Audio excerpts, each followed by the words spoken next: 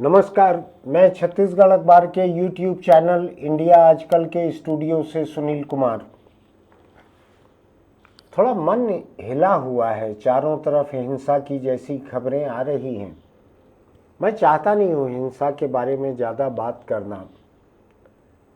मोहब्बत पे बात करना मेरा पसंदीदा काम है, लेकिन नफ़रत, हिंसा, इनकी खबरें इतनी आती हैं कि पढ़कर दिल दहल जाता है। मुझको याद है कि जब मैं कॉलेज में पढ़ रहा था और कभी ट्रेन का सफ़र करते थे तो एक मनोहर कहानियाँ नाम की एक अपराध पत्रिका आती थी।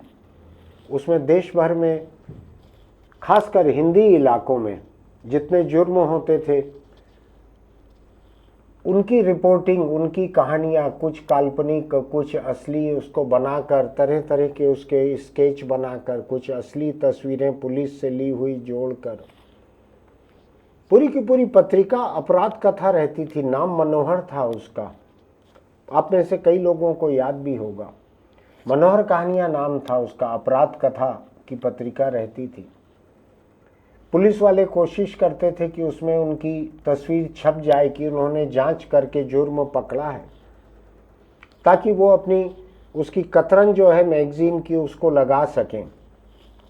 बाद के बरसों में आपको ध्यान होगा कि टेलीविज़न के समाचार चैनलों में ऐसे पूरे पूरे बुलेटिन हर दिन के आने लगे थे, जिसमें उनके एंकर जो रहते थे टीवी चैनल के, वो मुजरिमों जैसे कपड़े पहन लेते थे। काले काले कपड़े पहन लेते थे, मूंछ, दाढ़ी, कोई हाथ में कड़ा, कोई कुछ सेट ऐसा बना देते थे स्टूडियो में जैसे किसी गिरोह का अड्डा लगे, और वहाँ से जुर्म की कहानियाँ सुनाते रहते थे। बड़े नाटकीय तरीके से बोलते थे, अगर आपको याद होगा तो। धीरे धीरे वो भी कम होने लगा। अखबारों में जुर्म की खबरें इतनी छपती हैं, हिंसा की खबरें इतनी छपती हैं कि दिल दहल जाता है। जो न्यूज़ पोर्टल चालू हुए हैं, वेबसाइटें जिनमें समाचार आते हैं, उनमें ढेरों खबरें हिंसा की आने लगी हैं, और हिंसा की खबरें शायद अधिक पढ़ी भी जाती हैं। मैं कुछ अपने आसपास और कुछ थोड़े दूर की हिंसा की खबरों को आज देखकर, जब आज के लिए आपके सामने कुछ बोलने के लिए एक विषय तय कर रहा था, छांट रहा था, तो चर्चा में ये निकला कि ये हिंसा कितनी बढ़ रही है, हिंसा कितनी हो रही है, क्या किया जाए इसका, बच्चों के ऊपर इसका कैसा असर पड़ता होगा, बड़ों के ऊपर कैसा असर पड़ता होगा। अभी 2 दिन पहले की ही बात है, कोई और खबर थी कि किसी बच्चे ने किसी बच्ची का मर्डर कर दिया, और उसने कहीं देखा था, किसी सीरियल में देखा था या फिल्म में देखा था। शायद नाबालिग ने अपने से कम उम्र लड़की की हत्या कर दी थी। अभी मैं देख रहा हूँ कुछ एक बाहर की खबरें, मेरे प्रदेश से बाहर की खबरें। कुछ एक तो ऐसे कत्ल हो सकते हैं जो लोग उत्तेजना में, क्षणिक उत्तेजना में कर बैठे। लेकिन बिहार के नालंदा की खबर है कि वहाँ एक महिला का शव मिला है पड़ा हुआ, और उसके दोनों पैरों पे आधा आधा दर्जन कील ठोंकी गई है। बहुत भयानक है। मैंने इसकी तस्वीर आज सुबह डाउनलोड की है फेसबुक से या कहीं से।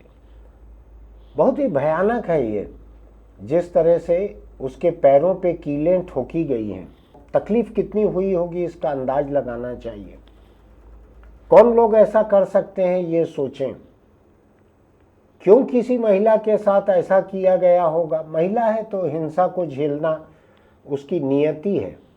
अभी तक पूरा खुलासा नहीं आया, लेकिन जो साफ है, निर्विवाद है जो बात, वो ये है, किसी महिला का कत्ल किया गया है, और कत्ल के पहले उसके पैरों में आधा दर्जन कील ठोंकी गई है। ये कैसा भयानक रहा होगा ये नज़रिया, मैं हैरान हूँ सोचकर। और जिनको हम इंसान कहते हैं, और जो ये कहते हैं कि ये हैवान सवार हो गया था उसके सिर पर, कोई हैवान वगैरह नहीं होता है। ये इंसान के भीतर ही अच्छी और बुरी दोनों तरह की चीज़ें रहती है। इंसानों में अक्सर ही बुरी बातें हावी रहती हैं, कभी कभी वो उन पर से पार पाते हैं तो काबू में कर लेते हैं बुरी बातों को और अच्छी बातों का ज़्यादा इस्तेमाल करते हैं। लेकिन ऐसा होता नहीं है कि इंसान के भीतर बुरी बातें न रहें। अगर मौका मिले तो अधिकतर इंसान एक किस्म का या दूसरे किस्म का जुर्म करने लगे। या तो मौका नहीं मिलता है या हौसला नहीं मिलता है, इसलिए हमको बहुत से लोगों के मन की बातें पता नहीं लगती हैं। एक दूसरी घटना देख रहा हूं मैं, ये पश्चिम बंगाल की है। कोलकाता के पास दक्षिण दमदम मुझको अगर ठीक याद पड़ता है तो एयरपोर्ट वाला इलाका था ये कोलकाता का। दमदम एयरपोर्ट कहते थे एक समय। वहां पे शराब के नशे में एक आदमी ने किसी घर के बाहर जाकर गृहिणी से कुछ बदसलूकी कर दी, उसको देख लिया, बुरी नजर डाल दिया, बुरी बात कर ली, कुछ किया। उस महिला का पति बाहर निकला और इस शराबी को खूब मारा और उसकी दोनों आंखें निकाल दी। वो इतना चीखने चिल्लाने लगा, जाहिर है किसी की आंखें निकाल देंगे तो वो तो चीखेगा चिल्लाएगा। चीखते चिल्लाते रहा। आसपास के लोगों ने जब उसकी चीख चिल्लाहट सुनी तो इस पति को उन्होंने पीट पीट कर मार डाला। अब सोचिए कि एक महिला को बुरी नजर से देखा, जो भी उसका मतलब होगा बुरी नजर से देखने का, कोई बुरी बात कह दी होगी, कुछ कहा होगा। मुल्क में पुलिस है, अभी अदालत है, हर कोई सड़क पे फैसले नहीं लेते हैं। तो उस महिला के पति ने इसकी आंखें निकाल डाली, इस नौजवान की, शराब के नशे में था, आंखें निकाल डाली। उसकी चीख सुनकर जो भीड़ जुटी, उसने पीट पीट कर महिला के पति को मार डाला। जिसकी आंखें निकली वो तो अस्पताल में भर्ती है अभी। आंख निकालने वाले को पीट पीट कर मार डाला गया। आप दोनों किस्म की हिंसा देखिए। उसने महिला से छेड़खानी की, ये तो छोटी बात थी, उसको पुलिस में रिपोर्ट हो सकती थी, गिरफ्तारी हो सकती थी। हो सकता है कुछ लोगों को ये भी लगा हो कि अदालत वगैरह से तो फैसला आने में बहुत समय लगता है, हमको तुरंत फुरत सड़क पे फैसला करना चाहिए। बहुत सारी हिंसा इसलिए भी होती है। तो क्या हाल रहा, ये आंख निकाल ली, पत्नी के ऊपर बुरी नजर डाली, तो अदालत की, पुलिस की, किसी चीज की जरूरत नहीं लगी इस आदमी को। एक दूसरी घटना आपको बता रहा हूं, यूपी के मुरादाबाद की। एक दलित लड़की थी, कम उम्र नाबालिग लड़की। उसको जो खबर है उसको पढ़कर बता रहा हूं मैं। 4 मुस्लिम लड़के उठाकर ले गए उसको रास्ते से। कई दिन तक उसके साथ बलात्कार किया, कई दिन तक उसको कैद करके रखा, कई दिन बलात्कार किया। खबर बतलाती है कि 2 महीने तक नशीला कुछ खिला पिलाकर उसके साथ बलात्कार करते रहे, खाने को नहीं दिया। समाचार बताता है, मुझको नहीं मालूम ये सच है या नहीं है, कि उसने कुछ मांगा खाने के लिए तो उसको गोमांस दे दिया। दलित लड़की है। अभी तक तो हम दलितों के साथ सवर्ण लोग या गैर दलित लोग या दलितों से ठीक ऊपर की ओबीसी जाति के लोग, इनके जुल्म की कहानियां सुनते थे। अब ये मुस्लिम है।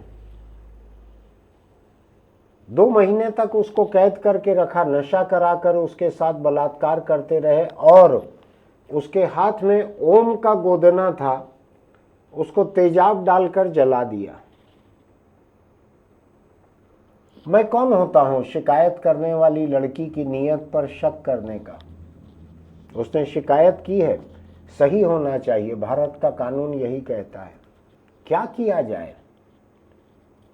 जो हिंसा इतनी बढ़ रही है, आप सोचिए कि एक नाबालिग लड़की, टीनेजर, किशोरी, उसका अपहरण करना, 2 महीने तक नशा कराकर उसके साथ बलात्कार करना, गिरफ्तार भी हो गए हैं कुछ लोग।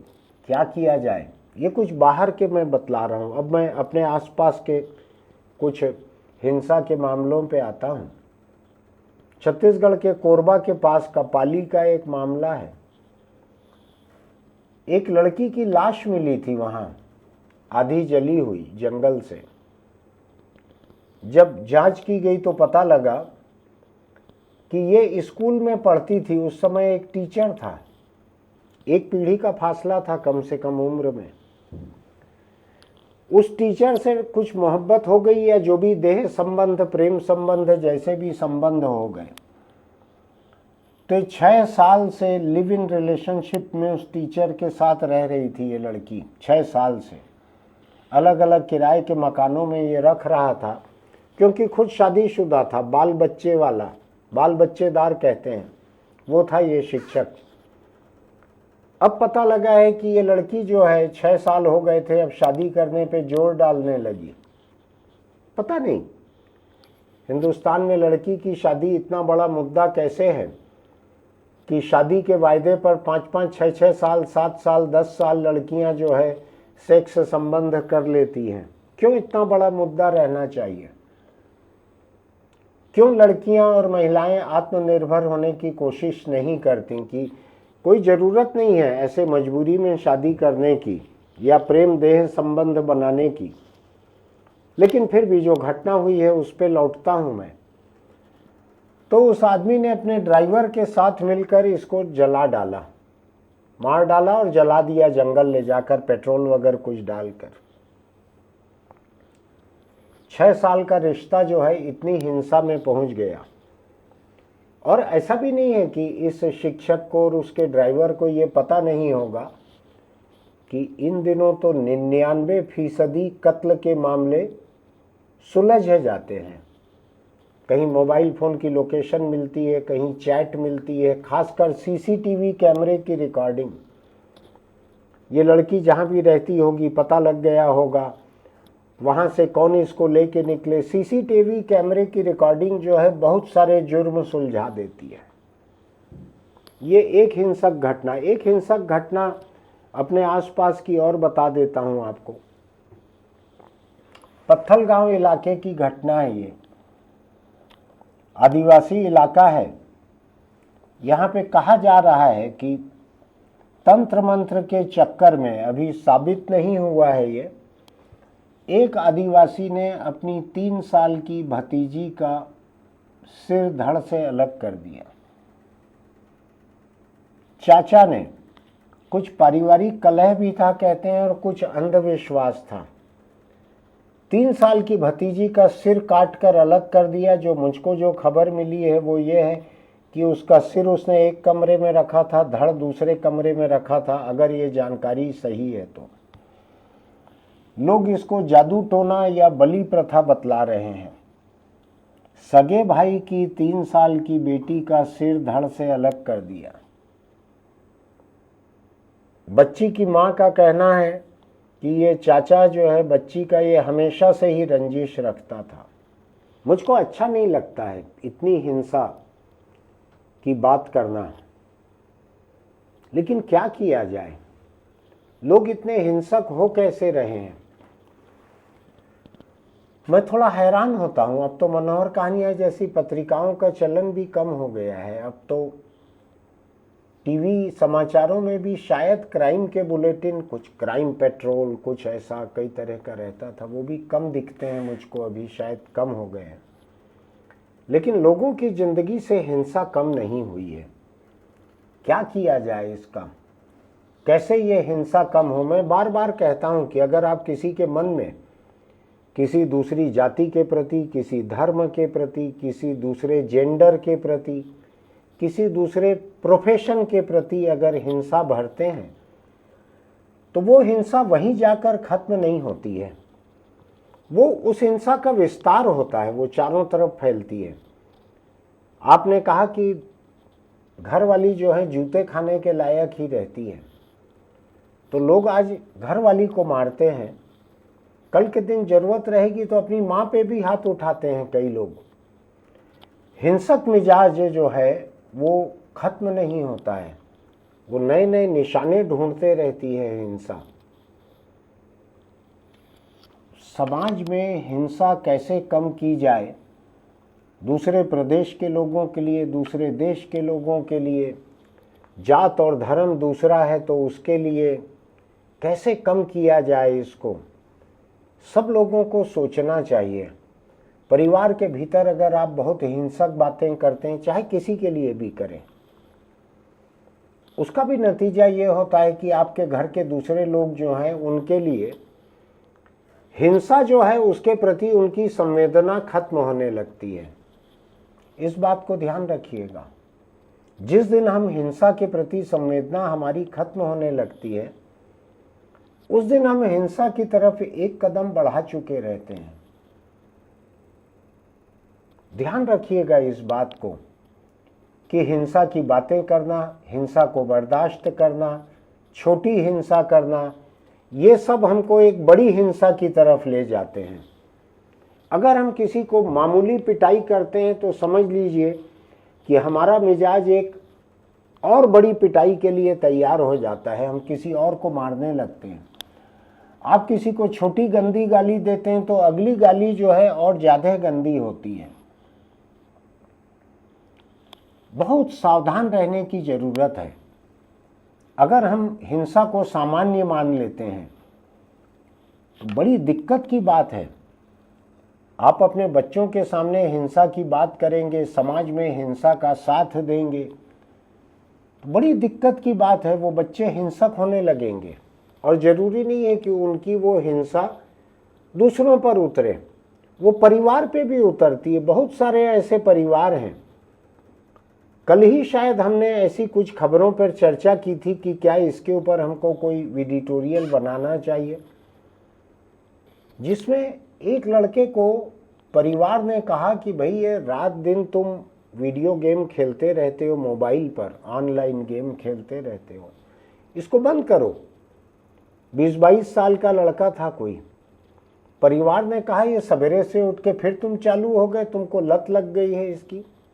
उसने पत्थर उठा के बाप को मार डाला, माँ को मार डाला, 25 साल की बहन को मार डाला, तीनों को मार डाला, पूरे कुनबे को मार डाला और खुद बकाया जिंदगी के लिए चले गया जेल। किस लिए? कि परिवार ने उसको मोबाइल गेम खेलने से रोका था। क्या करे परिवार? क्या मर जाने दे खेल खेल के? दिमाग चल जाने दे लोगों का? वक्त बर्बाद करने दे 24 घंटा मोबाइल फोन पर? कि रोके टोके परिवार क्या करे? अगर रोकने टोकने से वो पूरे परिवार को मार डाल रहा है। ऐसा ही कुछ हफ्ते पहले कुछ दूसरी जगह हुआ था। एक लड़की की किसी से दोस्ती थी, लड़के से। घर वालों ने मना किया होगा उससे मिलने जुलने से। उसने अपने प्रेमी के साथ मिलकर अपने पूरे परिवार को मार डाला। अभी कुछ हफ्ते पहले की बात है ये। बहुत सावधान रहने की जरूरत है। मैं भी बार बार हिंसा की ऐसी खबरों की चर्चा करना नहीं चाहता, लेकिन मैं ये सावधान करना भी चाहता हूं कि आप भी हिंसा की चर्चा कम से कम करें। हिंसा करने पर कैसी सजा होती है इसकी चर्चा जरूर करें। कैसे उम्र कैद होती है, नाबालिग बच्ची से बलात्कार किया, उम्र कैद हुई, इन सब की जरूर चर्चा करें अपने आसपास। बहुत छोटे बच्चों से ना करें, लेकिन जो टीनेजर इस लायक हो जाते हैं, लड़के खासकर, कि जो इस तरह की हरकत कर सकते हैं, उनको ये बताने की ज़रूरत है कि पूरी ज़िंदगी तबाह हो जाती है एक हिंसा से, एक बलात्कार से, एक कत्ल से। मैं चाहता हूं कि हम सभी लोग सोचें कि कैसे हिंसा की तरफ से सोच को हटाया जाए। कैसे हमारे आसपास जो जवान लड़के लड़कियां हैं, अगर मोहब्बत करते हैं तो उनको इतना डराना, धमकाना, शादी से मना करना, इस हद तक चले जाना, ऑनर किलिंग करवा देना उनमें से किसी एक की या दोनों की, ये सिलसिला थमना चाहिए। परिवार के भीतर महिला से हिंसा का सिलसिला थमना चाहिए। मैं आपको एक बात बता सकता हूं, परिवार में जो महिला से हिंसा करते हैं लोग, उनमें से अधिकतर ऐसे रहते हैं जिन्होंने अपने बाप, चाचा, ताऊ, दादा, इन लोगों को परिवार में ऐसी ही हिंसा करते हुए देखा है। उसका असर रहता है। हिंसा के असर से अपने परिवार को दूर रखिए, हिंसा से दूर रखिए, हिंसा के बुरे नतीजों से अपने परिवार को वाकिफ रखिए। जो बालिग लोग हैं उनसे इस बारे में चर्चा कीजिए, इस मुद्दे के बारे में कि समाज में जो इतनी हिंसा बढ़ रही है इसको कम कैसे किया जाए। आज बस इतना ही। चलते चलते एक छोटी सी नसीहत कि अगर आप बीड़ी, सिगरेट, गुटखा, तंबाकू कुछ खाते पीते हैं तो छोड़ दीजिए, वरना कैंसर आपको नहीं छोड़ेगा। कैंसर बहुत बुरी मौत मारता है। लोग यही कहते हैं कि कुत्ते की मौत मरेगा, लेकिन मैं आपको बतलाता हूं कि कैंसर से बुरी मौत मरेगा ये भी वैसी ही बुरी बद्दुआ है। यही है कि रेबीज जिस कुत्ते को हो गया है उसके काटे हुए इंसान जो है वो 8 दिन 10 दिन में बहुत बुरी मौत मर जाते हैं अगर उनको टीके न लगे तो। कैंसर थोड़ा लंबा वक्त लेता है, पूरे परिवार को खोखला कर देता है। अगर गरीब या मध्यम वर्गीय हैं तो पूरे घर को दिवाला निकाल देता है वो। मत कीजिए ऐसा। कोई चीज का स्वाद इतना अच्छा नहीं रहता कि आप अपने पूरे परिवार को खत्म कर डालें। आज मैंने थोड़ा सा सिलसिला बदला है। पहले चेतावनी दे रहा हूं, इसके बाद अपील कर रहा हूं कि आपको हमारा ये वीडियो अच्छा लगा हो, उपयोगी लगा हो तो आप हमारे YouTube चैनल इंडिया आजकल को सब्सक्राइब कीजिएगा, नोटिफिकेशन की बटन दबाइएगा, लाइक कीजिएगा, टिप्पणी लिखिएगा और अपने बालिग दोस्तों को भेजिएगा कि हिंसा के खिलाफ एक चर्चा होनी चाहिए, जागरूकता होनी चाहिए। इस दर्जे की हिंसा ठीक नहीं है।